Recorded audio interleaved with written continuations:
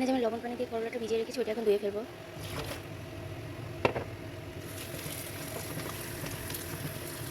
এখানে আমার আলুটা কিছুটা হয়ে গেছে, এখন আমি করলাটা অ্যাড করে দেবো। আমি ঢেকে রান্না করবো না, এভাবে রান্না করবো যেন করলা পিঠে ছেড়ে না দেয়।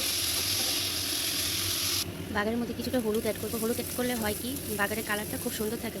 যদি খিচুড়ি ফ্যাকাশে হয়ে যায়, এখানে আপনি বাগারের মধ্যে যদি হলুদ দিয়ে দেন তাহলে খিচুড়ির কালারটা একদম হলুদ থাকবে, দেখতেও খুব সুন্দর দেখাবে। তো আমি খিচুড়ির মধ্যে বাগারটা ঢেলে দিব।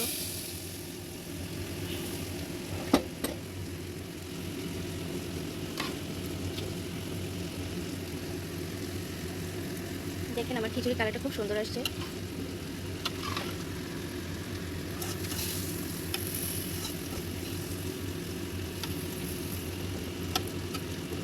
এখানে আমার করলা ভাজি রান্না হয়ে গেছে। করলাগুলো একদম সবুজ সবুজ আছে। আমি একটু ভাজা ভাজা করে নিচ্ছি, আপনারা যে যেরকম খেতে চান ওরকম করে নেবেন। তো আমি এগুলো নামিয়ে ফেলবো। আমার খিচুড়িও রেডি। তো আজ আমি আর রান্না করবো লাউ দিয়ে কাতল মাছের মাথা, ওটা আমি একটু পরে দেখাবো। অনেকে মনে করবেন আমার করলা রান্না হয় নাই, একদম সফট হয়েছে আমার করলা রান্নাটা। এই যে টিপ দিলে গলে যাচ্ছে। এখানে আমি কাতল মাছ দিয়ে লাউ রান্না করবো। পেঁয়াজ আর তেল গরম করে নিয়েছি, তার মধ্যে একটুখানি লবণ দিয়ে দেবো,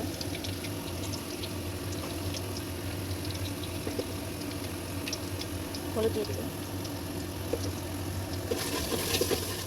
আমি একটু পানি অ্যাড করে দিয়েছি, নাহলে মশলাটা পুড়ে যাবে। এখানে মরিচের গুঁড়া দিয়ে দিচ্ছি। এখানে আমি মাছের মাথাগুলো লবণ দিয়ে ধুয়ে নিয়েছি, এখন আমি তরকারি কষানোর মধ্যে দিয়ে দিব।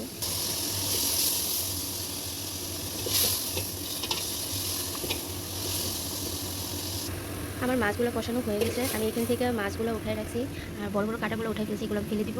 মাছগুলো উঠায় রাখছি এখানে। এখন আমি এখানে পানি দিয়ে কিছুক্ষণ পানিটা বলকায় নেব, তারপর এখানে লাউ ইউজ করব। আমি এখানে পানি দিয়ে দিতেছি।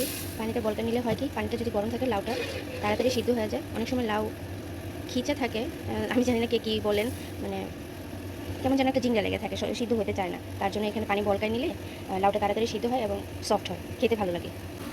তো আমার এখানে পানি বলক চলে আসছে, এখানে আমি লাউটা অ্যাড করে দেবো।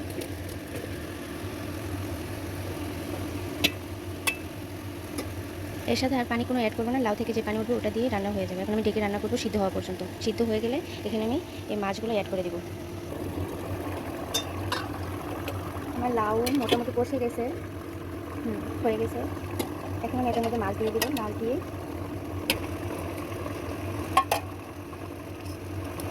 আরও কিছুক্ষণ ডেকে রান্না করব, তারপর ধনেপাতা দিয়ে নামিয়ে ফেলবো। তো আজকের ভিডিও এই পর্যন্ত। তো ফিরছি আরেকটা নতুন ভিডিও নিয়ে। সবাই আমার জন্য দোয়া করবেন। ভালো থাকবেন, সুস্থ থাকবেন। আল্লাহ হাফেজ।